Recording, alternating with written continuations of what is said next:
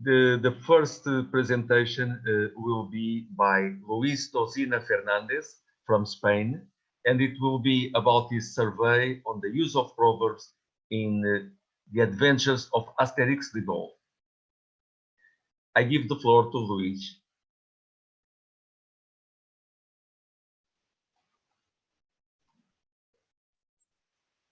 Right, good morning. Thank you, Rui. Thanks the organization for having me here today and for all the hard work that goes behind the scenes. Let me share my presentation. All right, so today I will be talking about paremiological creativity and visual representation of proverbs in the adventures of Asterix the Gaul. To begin with, we need to some context surrounding the adventures of Asterix the Gaul, and we may need to take into consideration the following facts. It has been translated into more than 110 languages. The series extends over a period of 60 years, which has captivated multiple successive generations. It seems to be the ideal time setting as it takes place in a period of great cultural homogenization in Europe. And finally, there's a presence of numerous cultisms, Latinisms, and quotes, among other types of phraseologisms. And this makes the collection an ideal subject for a phraseological and paremiological analysis. Regarding the methodology employed for this study, all 38 volumes have been surveyed for the use of phraseologisms. Originally, the volumes were read in Spanish, using it as a reference to identify samples of presumed uses of phraseologisms. Once an item considered relevant for our study was identified, it was then compared to its equivalent in the original French, and then in English and German. The Portuguese editions were later added for this presentation, given the location, the organizing committee, and the condition of Portuguese as the official language of the Colloquium. Finally, the choice of languages responds to the intention of presenting, on one hand, the original versions, as well as some of the versions in the European languages that seem to have reached a greater diffusion. As for the delimitation of this study, we may need to consider that we will be analyzing those cases in which the authors have taken an existing proverb and have modified it to adapt it to the context portrayed in the pictures. Also those cases in which authors, the originals as well as the current ones, have taken advantage of the visual aspect of comic books to portray the content of a proverb. And finally, occasionally, an example of a different phraseological category may be presented for its relevance or illustrative value. A couple of clarifying remarks on the modification of proverbs, and to begin with, Delia Cristea states that, note that the quote in Spanish, so I will be reading my own translation into English. Quote unquote, the modification of phraseological units is a creative individual phenomenon, but not a homogeneous and uniform one, because it acquires various forms depending on the phraseological combination, the context, and of course, the intentions of the speaker. Additionally, Stefan Elspass affirms that, quote, the creative use of phraseological modification can be an effective linguistic device in political discourse, whereas on the other hand, phraseological blunders can fatally impair the effect of a whole speech and discredit the good intentions of the speaker. This is related to the concept of phraseological competence and how a minimum knowledge is required on the part of the receiver for the phenomenon to produce the desired effect. Finally, Gloria Corpas Pastor states, again, the original quote in Spanish, so I'm going to be reading my own translation. Quote, as corollary of what has been said before, it may be gathered that the variability, far from being exceptional, constitutes rather an inherent and defining feature of phraseological units. Said variability may manifest in two different but related formats: stable variability, variants, and occasional variability, modifications. And it will be the latter that we will be focusing on in this paper.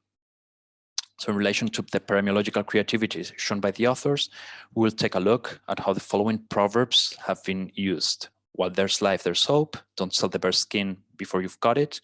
If you want peace, prepare for war.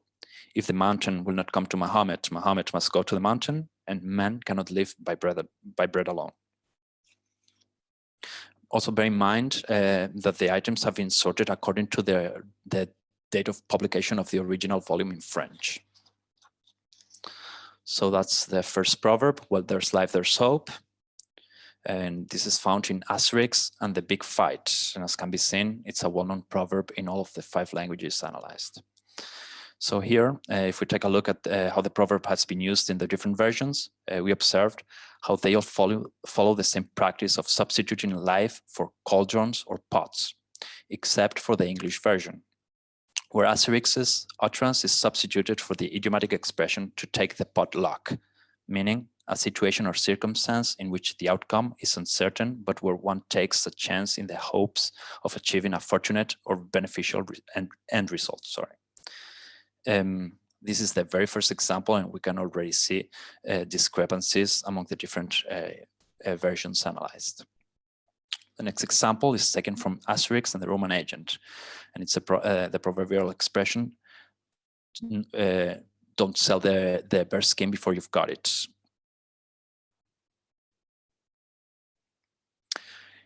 Here, we can see how in order to adequate the phrase to the Asterician universe, the animal included in the paremia has been changed to the wild boar, a staple in the Gaulish diet.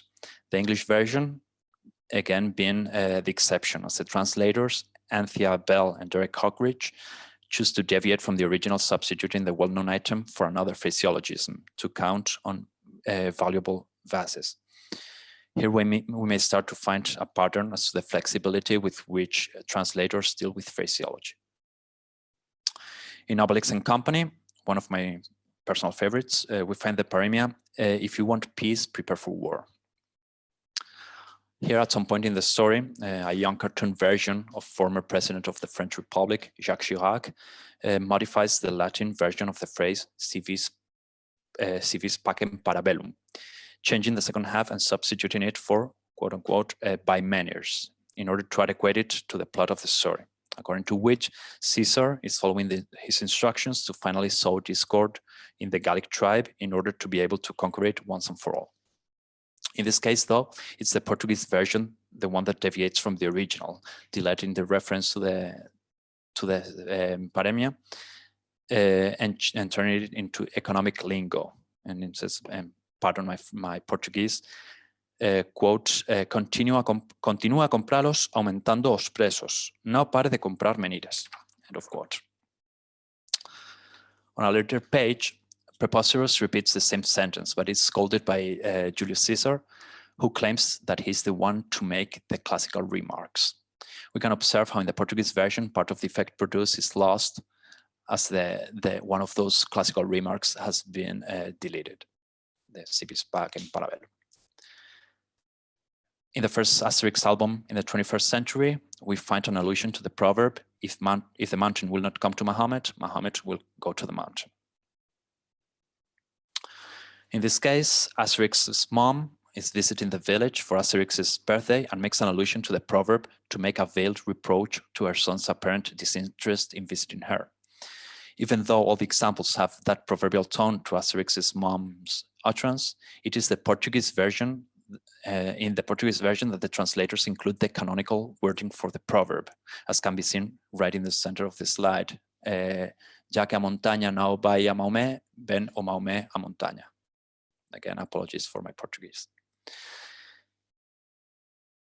Here in the Spanish version of one of the most recent albums, and one that has gained some notoriety over the last few months due to its reference to coronavirus, unfortunately, we find how Obelix, who is known for his lack of phraseological competence, makes a modification of the biblical proverb, man cannot live by bread alone. Similarly, with what could be seen in the previous example in the Portuguese version, we find that in this particular case, it is a Spanish translator who chooses to make a reference to the proverb, no solo de mentiras vive el hombre. Whereas in all the other versions stick to the literal translation of there's more to life than manners. Moving on to examples of visual representation of proverbs in the collection, we will comment on the following instances. After a storm comes a calm, strike while the iron is hot, never look a gift horse in the mouth, And this is the Portuguese, cuando vejo as barbas do vizinho arder, ponho as minhas de mollo. Cuando las barbas de tu vecino veas cortar, pon las tuyas a remojar, also found in Spanish. And finally, one we're all familiar with, all roads lead to Rome. In relation to this visual representation, Nasignone states that, quote, a visual instantation of phraseological image is of stylistic and cognitive interest because it brings out the potential of phraseological meaning and the aspects of the verbal and the visual in multimodal discourse. Visual expression of text usually goes together with the verbal. In visual representation, the process of creating a mental picture in one's mind relies on close ties between the visual and the verbal, and knowledge of the political, sociocultural, and semiotic implications. Visual representation creates new meaning, stretches our imagination, and sustains figurative thought. End of quote. Additionally, the same author states elsewhere, quote, visual instantation of phraseological meaning enhances and interprets the image, bringing the literal meaning to the fore. End of quote. So in Asterix and the Soothsayer, the well-known proverb, after a storm comes a calm, is used as the motive to set the action going at the beginning of the story. In the story, a soothsayer visits the village and tries to convince the villagers of his alleged gift to foresee the future. To prove this, he predicts that the storms that sit in the area and which has forced him to seek refuge in the village will soon come to an end. And here it can be seen how Uderzo has resorted to some artistic techniques to portray the contrast between stormy and calm weather, highlighting the sunlight coming into the hut once the storm has passed. In 1980's Asterix and the Great Divide, we find a clear example of how a proverb is usually represented graphically in relation to the literal interpretation of its meaning, like Nasignone says. In this case, the proverb strike while the iron is hot, again existing and found well documented in all the languages analyzed here. In this case, we can see how the village's smith, fully automatics, is instructing his son in the family trade, showing him how the metal is worked on better while it's still red hot. Additionally, he goes on to make another phraseological remark stating that, and here's a striking example of acting in the heat of the moment, which would be another phraseologism. The following year, in Asterix and the Black Gold, we find a reference to the well-known proverbial sentence, "Look not a gift horse in the mouth." However, in this particular case, the reference is only present in the Spanish version, as the translator chose to include this instead of using other idiomatic expressions. Here we can see how the different translators use different phraseologisms for that particular utterance. It's right in the center, the legionary on the ground to the right of the picture.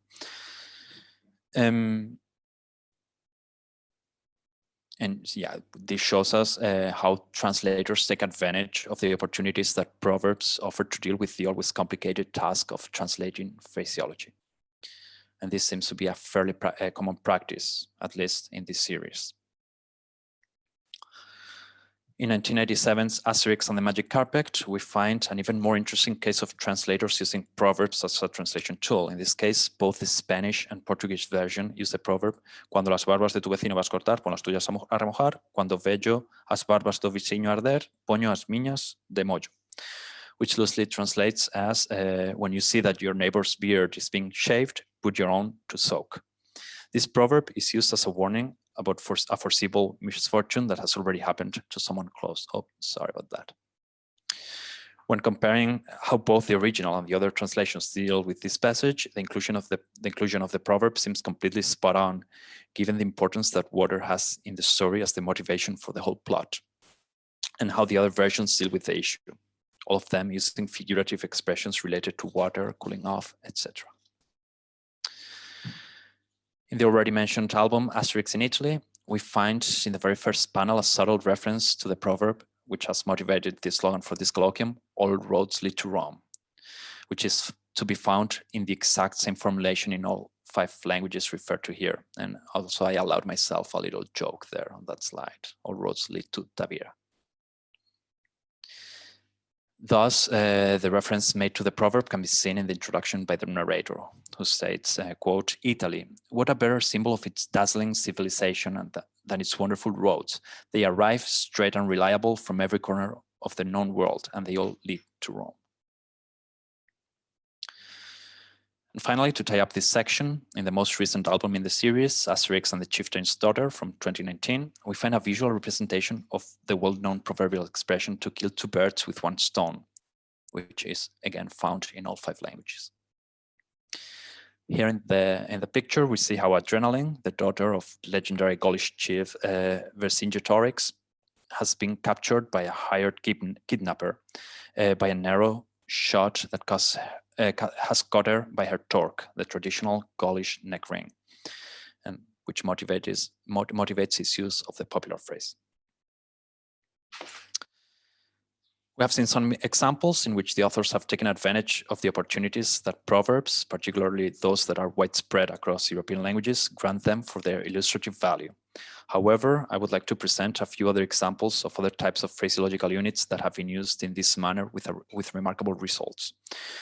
There are many of these scattered all through the series, but I have chosen just 3: to cross the Rubicon, a red herring, and to wash one's hands of something.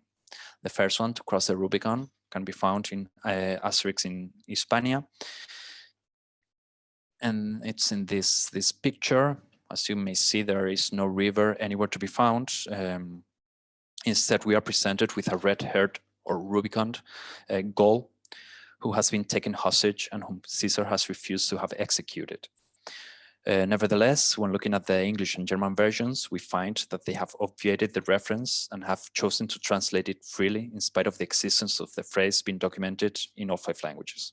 And this leads us to believe that the phrase may be less known in the Germanic languages analyzed as opposed to the Romance ones. Conversely, in Asterix and the Roman Agent, we find a different occurrence in relation to the English language. We find a use of the idiomatic expression, a red herring, which means something special, a clue, which is or is intended to be misleading or distracting. Thus, fully automatics and unhygienics have been sent as scouts to spy on the Romans. The fishmonger's smell of fish is a recurring joke in the series, and at some point, the rivalry between the two emerges, causing unhygienics to get red with anger, which, together with smell, causes some birds to take him for a red fish, pez rojo, poisson rouge, and sorry, I can't see the Portuguese equivalent. Peixe vermelho. However, in the English version, the translators seize the opportunity and include the well-known idiom, a red herring, which makes perfect sense in that context. Finally, in Asterix and the Black Gold, we witness another visual representation of a well-established idiomatic expression that also originated in the Gospel, to wash one's hands of something. Here we can see how 006, a caricature of recently deceased Sean Connery as James Bond, witnesses how Pontius Pilate, I guess, carries out the gesture that leads to the creation of the phrase, "Este tipo enérvame sempre a lavar as mãos." So as I have intended to show, the collection of 38 comic books is full of proverbs, and the authors take advantage of the complexity and multifaceted character of proverbs to enrich their narratives. They seem to be really fond of paremias and show a masterful use of them, so much so that in one of the most recent albums, Asterix and the Missing Scroll, Getafix, also known as Panoramics or Miraculix in the German version, gives a little masterclass on proverbs and folklore when he states that the scroll will be passed on as our traditions require by word of mouth, from druid to druid. For as the old Gaulish proverb says, writing passes, words remain. Conclusions. So, whereas the translation of phraseology is seen as a challenge for the translator of literature, paremias offer great opportunities for the translator of comic books. And in relation to this, we can affirm that the visual side of proverbs reinforces literal interpretation, although there is no consistency across the different translations of the adventures, and each translator proceeds differently. Additionally, authors, both original and current, take advantage of the illustrative character of paremias and use them with a creative purpose. The comparison across different editions may prove the existence and use of paremias cross-linguistically, some of which dictionaries fail to acknowledge. And we may be able to tell which ones are more popular in a certain language, or rather, which may not be as popular as they may have been presumed to be, as the decision by the translators to omit them seem to prove. Finally, this phenomenon contributes to the establishment of a set of shared paremiology across different European languages. Thank you very much.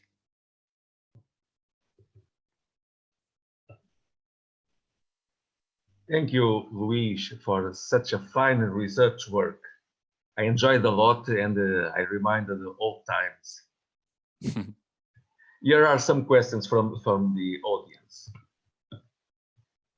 From Lisa, the question is, in future, are you going to include other languages like Finnish or Swedish? I wouldn't be able to do that myself, but it would be a super interesting project to carry out with other scholars with other linguistic backgrounds. And like I said at the beginning, the series has been translated into over 100 languages. So there's plenty of research to be done. Honestly, I'm from Badajoz, so I'm close to Portugal, and like I may be able to understand some Portuguese, but I don't speak it.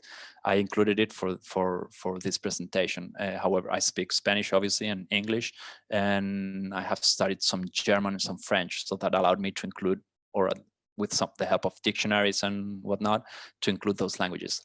But I wouldn't be able to carry that out on my own. But if she wants to help, she's welcome. Thank you. Oti asks if some Asterix versions modifications which have continued living in Spanish speech. That would be super hard to assess. I mean, I wouldn't think so, but I cannot confirm that. It would be interesting, though. The thing, though, is that they're so dependent on people's competence that it may pass unnoticed also, even though like we as adults may reread them and enjoy them, because you can read Asterix at different levels. I read it to my son and he finds it amusing, but when I read it myself, like I realized that there are like adult jokes that I didn't notice as a kid. But yeah, the fact that those modifications are dependent on people's competence, phraseological, paremiological, I think prevents that to a certain extent, but it would be something interesting to look into